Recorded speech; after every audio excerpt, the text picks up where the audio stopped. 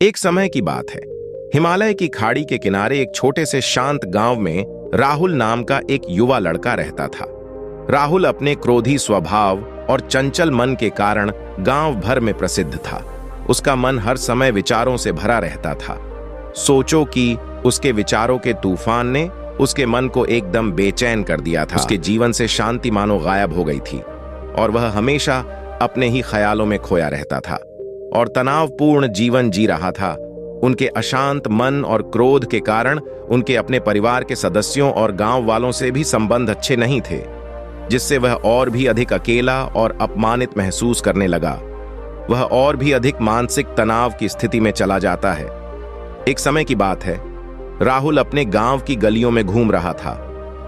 तभी उनकी मुलाकात एक बौद्ध भिक्षु से हुई, जो एक पेड़ की छाया के नीचे ध्यान में बैठे थे।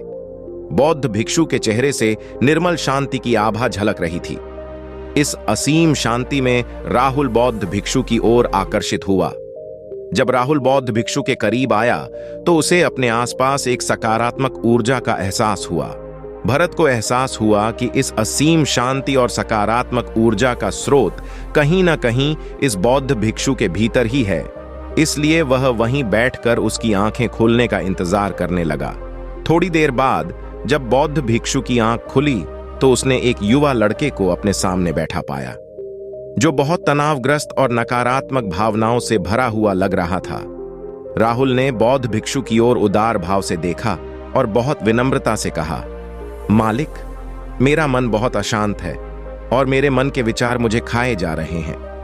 मुझे एक पल के लिए भी शांति महसूस नहीं होती। क्या आप मुझे सिखा सकते हैं कि मैं अपने अशांत मन को कैसे शांत करूं? बौद्ध भिक्षु ने राहुल की पीड़ा को समझते हुए करुण दृष्टि से देखा और कहा, मेरे प्यारे बच्चे, मैं तुम्हें एक कहानी सुनाना चाहता हूं। इस कहानी में मानसिक शांति और खुशी के रहस्य छिपे हैं। क्या आप कहानी सुनना चाहेंगे? राहुल ने हाँ में सिर हिलाया और पूरी एकाग्रता से कहानी सुनने को तैयार हो गया। उनके अंदर जिज्ञासा चरम पर थी। वो कहानी सुनने को बेताब था। बहुत समय पहले की बात है। एक नगर में शक्ति नाम का एक आदमी रहता था। शक्ति बेहद महत्वाकांक्षी व्यक्ति थे और उन्हें हर काम में लोगों से मदद की जरूरत पड़ती थी। यदि उसे किसी से असफलता और बुराई सुनने को मिलती थी तो वह गहरी चिंता और तनाव में चला जाता था। उनका मानना था कि सफलता और भौतिक शक्तियां वांछित खुशी देंगी, लेकिन वह जितना सफलता और प्रशंसा के पीछे भागता था उतना ही मानसिक तनाव में डूबता जाता था।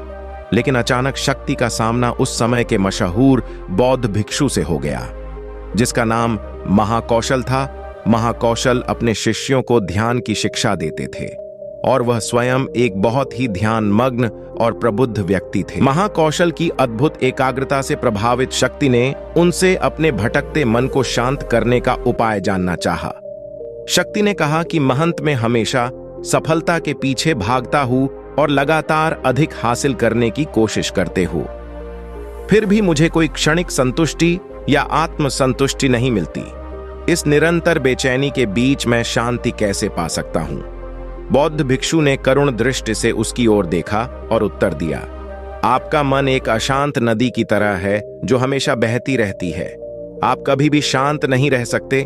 इसलिए इस अशांत मन को शांत करने के लिए आपको अपने विचारों को बिना किसी रुकावट के जाने देने की कला सीखनी होगी। शक्ति को आश्चर्य हुआ और उसने पूछा कि मैं अपने विचारों को कैसे जाने दूं? आखिर मैं भी तो अपनी इच्छाओं और महत्वाकांक्षाओं से बंधा हुआ हूं। यह सुनकर बौद्ध भिक्षु मुस्कुरा दिए। बौद्ध भिक्षुक कहा, कल्पना करें कि आपके हाथ में पानी का एक गिलास है। अब आप इसे जितनी देर तक पकड़कर रखेंगे यह उतना ही भारी होता जाएगा, और अगर आप इसे काफी देर तक पकड़े रहेंगे तो आपके हाथ में दर्द होने लगेगा। लेकिन अगर आप उस पकड़ को ढीला कर दें और छोड़ दें तो आपका बोझ खत्म हो जाएगा। राहुल ने पूरी कहानी और उसका संदेश ध्यानपूर्वक सुना। वह समझ गया कि अपने विचारों और इच्छाओं से चिपके रहने से उसका बोझ बढ़ जाता है और अंदर ही अंदर अशांति पैदा कर देता है। अब राहुल को कहानी का अंत सुनने की उत्सुकता से प्रतीक्षा थी। कहकर बौद्ध भिक्षु ने कहानी जारी रखी। एक बौद्ध भिक्षु की बात मानकर शक्ति ने विचारों को त्यागने का अभ्यास शुरू कर दिया। वह बिना किसी पूर्व निर्णय के अपने विचारों और भावनाओं को आते और जाते देखता था। अब उसने विचारों को पकड़ना बंद कर दिया था। विचार उठते थे और अपने आप चले जाते थे। धीरे धीरे उसे यह एहसास होने लगा कि उसकी इच्छा और भावना ही सभी दुखों का कारण है। जैसे जैसे शक्ति ध्यान में गहरे उतरते गए, उन्होंने पाया कि वर्तमान में जीना ही आंतरिक शांति का एकमात्र स्रोत है। वह खुद को वर्तमान में स्थापित करके अपने मन की निरंतर बकवास से छुटकारा पा सकता था। धीरे धीरे शक्ति का मन एक शांत झील की तरह हो गया, जो बाहरी दुनिया को अपने अंदर प्रतिबिंबित करती है। उन्होंने जीवन की सादगी में संतोष को अधिक महत्व दिया और भौतिक संपत्ति के प्रति अपना लगाव छोड़ दिया। जैसे ही शक्ति में ऐसे बदलाव की खबर लोगों के बीच फैली, दूर दूर से लोग मार्गदर्शन लेने आने लगे। लोगों को विचारों को मुक्त करने की कला सिखाना और उन्हें अपने भीतर शांति खोजने के लिए मार्गदर्शन करना, वह लोगों के बीच शांति और ज्ञान का प्रतीक बन गया। शक्ति और साधु की कहानी समाप्त कर महाकौशल बौद्ध भिक्षु कुछ देर के लिए चुप हो गए, ताकि इस कहानी का अर्थ राहुल के मन में अच्छी तरह बैठ जाए। राहुल ने बौद्ध भिक्षु की ओर देखा तो उनकी आंखों में अब एक नई समझ दिखाई दे रही थी। राहुल ने धीरे से कहा कि मुझे इस कहानी में ज्ञान दिखता है, लेकिन मैं इसे अपने जीवन में कैसे लागू करूं? मैं अपने अशांत मन को कैसे शांत कर सकता हूं? राहुल के इस सवाल पर बौद्ध भिक्षु गर्मजोशी से मुस्कुराते हैं और फिर कहा कि अशांत मन को शांत करने का अभ्यास आत्म जागरूकता से शुरू होता है। अपने भीतर उठने वाले विचारों का निरीक्षण करने के लिए प्रतिदिन कुछ समय निकालें। उन भावनाओं पर ध्यान दें जो आपके मन में आती हैं और देखें कि वे कैसे आती हैं और आकाश में गुजरते बादलों की तरह चले जाए। राहुल ने आंखें बंद कर लीं और बौद्ध भिक्षु के कहे अनुसार अपने विचारों का अवलोकन करने लगे। जैसे ही उसने अपने भीतर उठने वाले विचारों पर ध्यान देना शुरू किया, उसे इसका एहसास हुआ। उसे अपने अंदर चिंता और इच्छाओं की एक निरंतर धारा बहती हुई महसूस हुई। सिर्फ एक एहसास ने ही उसे एक अद्भुत शांति का एहसास कराया। उन्हें यह भी एहसास हुआ कि यह सभी विचारों और भावनाओं से अलग है।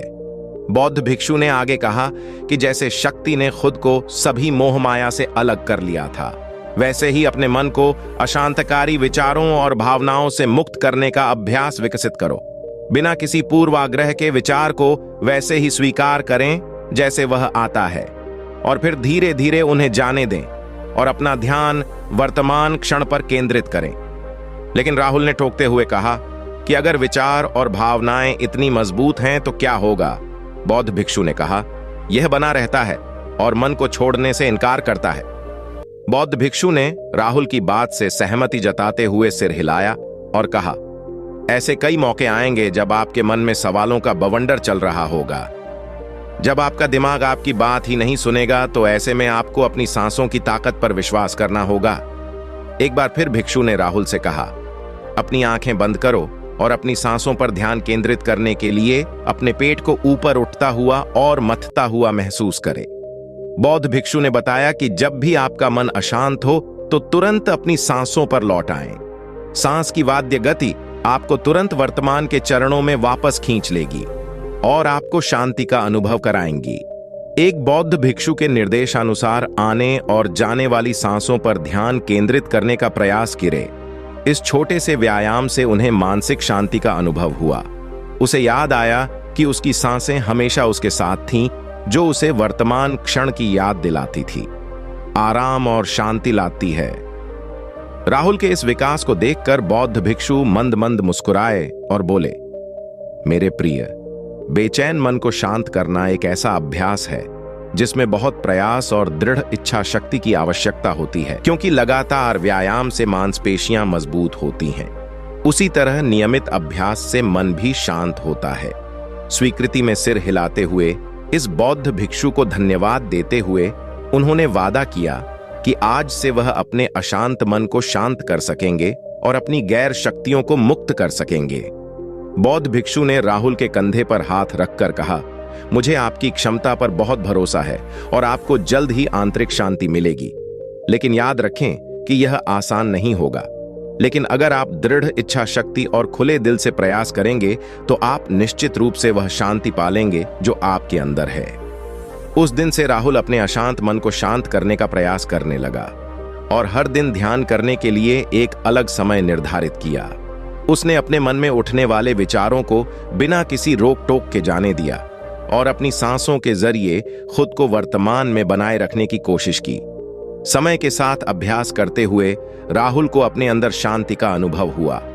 जैसे जैसे समय बीतता गया, राहुल को ज्ञान और शांति का स्रोत कहा जाने लगा। जैसे जैसे समय बीतता गया, भरत को ज्ञान और शांति का स्रोत कहा जाने लगा। ग्रामीण अपने अशांत मन को शांत करने के लिए राहुल के पास आने लगे। बौद्ध भिक्षुओं के शिक्षक दूसरों की मदद करते समय आत्म जागरूकता की शक्ति साझा करते हैं। बौद्ध भिक्षु आंतरिक शांति पाने की शिक्षा देते हैं। इसके साथ ही उन्होंने अपनी सांसों पर ध्यान देने और अपने विचारों को मुक्त करने की कला भी सिखाई। ऐसे निवासियों का विकास हुआ और उन्हें मन की अमूल्य शांति मिली। बौद्ध भिक्षु की शिक्षाओं और राहुल द्वारा संचालित अभ्यास के माध्यम से विचारों को त्यागने और वर्तमान में जीने की कला दूर दूर तक फैल गई। उन्होंने कई लोगों की जिंदगी बदल दी और जैसे जैसे समय बीतता गया, उनकी जिंदगी और भी बदलती गई। राहुल का शांत प्रभाव उसके गांव की सीमाओं से परे तक फैला हुआ था। आसपास के गांवों और शहरों से लोग राहुल के परिवर्तन की कहानी सुनते थे, उनसे सलाह लेने आते हैं। मन के बोझ तले दबे लोगों के लिए राहुल आशा की किरण बन गया। राहुल की शिक्षाएं केवल ध्यान और प्रवचन तक ही सीमित नहीं थीं, बल्कि वह रोजमर्रा के काम जागरूकता के साथ करने पर ज्यादा जोर देते थे। वह लोगों को अपनी भावनाओं के प्रति जागरूक रहने की याद दिलाते थे। इस बात पर ध्यान दें कि आप दिन भर में क्या करते हैं और अपने आसपास होने वाली घटनाओं पर आप कैसे प्रतिक्रिया करते हैं। हर काम पूरी जागरूकता के साथ करें। जब आप खाएं तो प्रत्येक टुकड़े के स्वाद का आनंद लें। जब आप सूरज की रोशनी के सामने खड़े होते हैं तो उसकी गर्मी महसूस करें। लोग क्या कहते हैं उसे ध्यान से सुनें और समझें। छोटे छोटे बदलावों से लोगों के जीवन में चमत्कारिक परिवर्तन आते हैं। राहुल की शिक्षाओं से लोगों ने सीखा कि जीवन का आनंद वर्तमान में जीने में है। दोस्तों, ये कहानी का अंत है। मुझे आशा है कि आपने इस मोटिवेशनल स्टोरी से बहुत कुछ सीखा। तो दोस्तों, ये वीडियो आपको कैसी लगी कमेंट करके जरूर बताएं और इस वीडियो को लाइक करके चैनल को सब्सक्राइब जरूर करें। धन्यवाद। मिलते हैं अगले वीडियो में।